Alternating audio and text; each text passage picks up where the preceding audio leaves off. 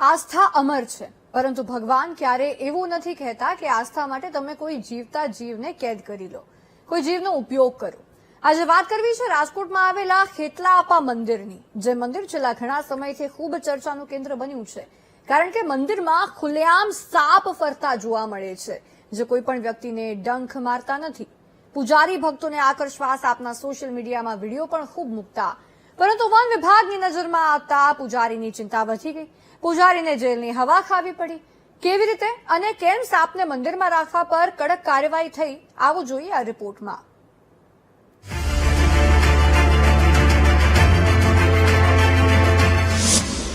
ખેતલાઆપા મંદિરમાં સાપોનું ઘર.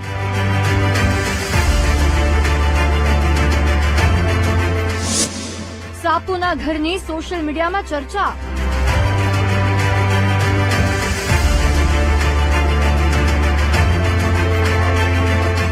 તમે ખુદ પહેલા તો રાજકોટમાં માર્કેટિંગ યાર્ડ પાસે આવેલા જાણીતા ખેતલાઆપા મંદિરમાં દોડતા અને ફરતા સાપોના વિડીયોને જુઓ.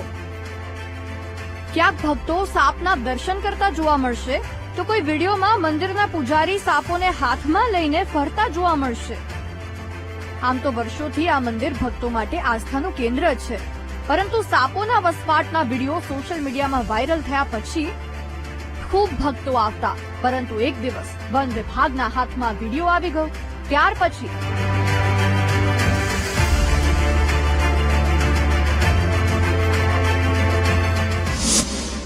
રાજકોટ ફોરેસ્ટ વિભાગની ટીમે પાડી રેડ. ખેતલાઆપા મંદિરમાંથી મળ્યા 52 સાપ.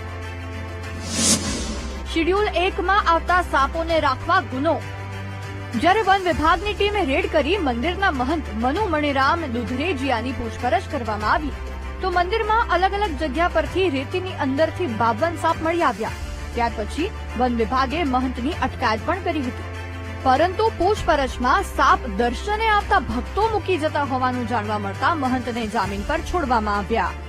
એ મંદિરના મહંત જે હતા શ્રી મનુભાઈ દુધરેજીયા, તેમની સામે પણ કાયદેસરની કાર્યવાહી હાથ ધરવામાં આવી. તેમને હાલ જામીન ઉપર મુક્ત કરેલા છે, પરંતુ એમાં ફર્ધર ઇન્વેસ્ટિગેશન કરીને જો જરૂરિયાત જો જણાય તો એમને ફરીથી પણ પૂછપરછ માટે લાવીને જે દંડકીય કાર્યવાહી છે એ કરવામાં આવશે. એટલું છે કે લોકો જે આ સાપ સાથે ધાર્મિક આસ્થાથી જોડાયેલા હતા, તો તેમના ધ્યાને જ્યારે આ સાપ આવે તો ત્યાં મંદિર ઉપર લોકો મૂકી જતા હતા, અને જે ત્યાંના મહંત છે એ પણ સ્નેક હેન્ડલિંગમાં જાણકાર હોવાનું પ્રાથમિક તપાસમાં ધ્યાને આવેલું છે. મંદિરમાં મળેલા તમામ સાપ બિનઝેરી. કોમન સેન્ડ બોઆ પ્રજાતિના છે સાપ. બોઆને નાગ તરીકે બતાવી પૂજા કરાવાતી. આ સાપ તદ્દન બિનઝેરી હોય છે અને તેને રેતી જેવી જગ્યા મળી જાય એટલે ત્યાં જ પડ્યા રહે છે. મંદિરમાં આ માટે પૂજારીએ રેતીની વ્યવસ્થા પણ કરી હતી. જોકે વન વિભાગની કાર્યવાહી પછી સ્થાનિક લેવલે ભક્તોમાં રોષ જોવા મળ્યો. અમારી એટલી જ માંગણી છે કે ભાઈ આ અમારા લતાનું આસ્થાનું કેન્દ્ર છે. અહીંયા નહીં ખડું કા આપણે એવડું છે તો ન્યાય છે, દાદા ન્યાય છે એવું નથી, ન્યાય પડશે આપે. અહીંયા કોઈને રંજાડ છે નહીં, બાપુ કોઈ પાસે 1 રૂપિયા માગવા જતા નથી.